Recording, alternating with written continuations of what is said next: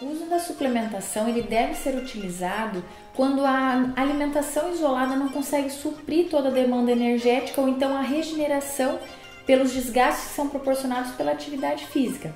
Para pessoas que praticam a modalidade apenas como uma forma de lazer ou então pela própria saúde, normalmente não é necessária a associação de suplementações ou então que sejam assim coisas mais a níveis de regeneração. No caso do alto rendimento, o desgaste que é proporcionado ele realmente é muito grande e normalmente só a alimentação não consegue suprir.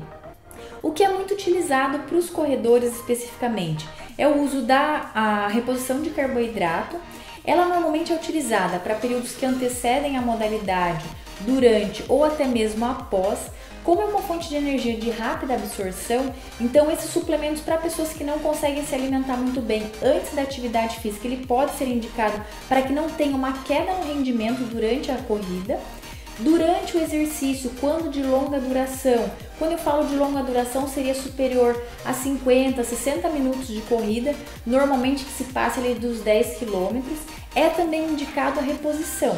A indicação é que seja feita a suplementação normalmente a cada 45 minutos com essa reposição de carboidrato, o que é um alerta que eu já deixo para vocês para essa reposição ao longo da prática esportiva.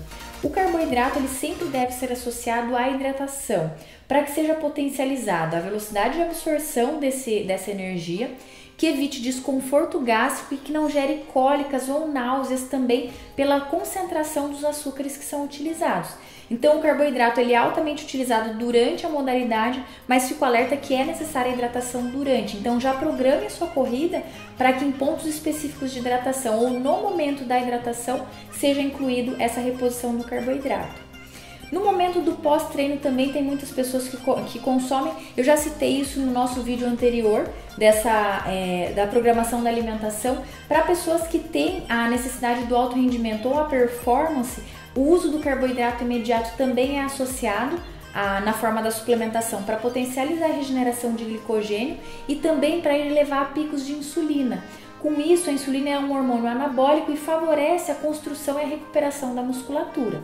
Então, a primeira suplementação que é muito utilizada é a fonte do carboidrato. Um outro que nós utilizamos em grande escala também são as fontes proteicas. A fonte proteica ela é normalmente associada ao período de pós-exercício, pós-treino imediato. A diferença da alimentação para a suplementação no pós-treino é simplesmente a velocidade de digestão. O suplemento ele já está degradado, então quando nós utilizamos uma proteína degradada para um pós-treino, ele tem uma velocidade muito rápida de atuar diretamente na musculatura. Caso seja utilizada a alimentação, que também é uma ótima opção no caso de praticantes que não são de alto rendimento e que podem demorar um pouquinho mais para essa alimentação, nós temos um tempo a mais para que o corpo faça a digestão daquele alimento, gere toda a absorção e transporte essa energia disponível para as células. Então, no caso, a suplementação proteica, ela normalmente é indicada para pós-treino, mas se a pessoa tiver condições de se alimentar, nem sempre ela vai ser necessária. Além do carboidrato e da proteína, nós também podemos utilizar os antioxidantes. A prática da corrida, no caso, o aumento da respiração, da oxigenação que é feita durante esse exercício, favorece um acúmulo excessivo de radicais livres, que se for o caso do alto rendimento, nós não conseguimos suprir apenas com a boa alimentação. Então são indicados os repositores nessa linha de antioxidantes. Eu gosto de citar sempre a vitamina C e o zinco, que são excelentes antioxidantes e além de tudo potencializam o cuidado com a imunidade e a proteção de vias aéreas, que a prática da corrida, como a gente fica muito exposto ao ar livre, ela gera desgaste realmente nessa região do trato respiratório. Além dos antioxidantes, nós podemos citar também o uso do colágeno. O desgaste nas articulações é muito grande porque é uma atividade que ela é impacto atrás de impacto. Então, normalmente tem-se o desgaste de joelho, quadril, tornozelo e a reposição das cartilagens com essa linha dos colágenos favorecem muito a minimização do desgaste ou um prejuízo de lesões futuras, que até o próprio processo de envelhecimento favorece o desgaste articular. Então, já como uma forma de evitar essas lesões, é uma indicação. Eu gosto muito de utilizar o C2. Além do colágeno, tem pessoas que também gostam muito de utilizar os fatores estimulantes, como é o caso da própria cafeína. Ela pode ser utilizada antes da modalidade como uma opção de pré-treino Ou então tem pessoas que durante uma atividade de longa duração, 3, 4 horas de corrida, também utilizam.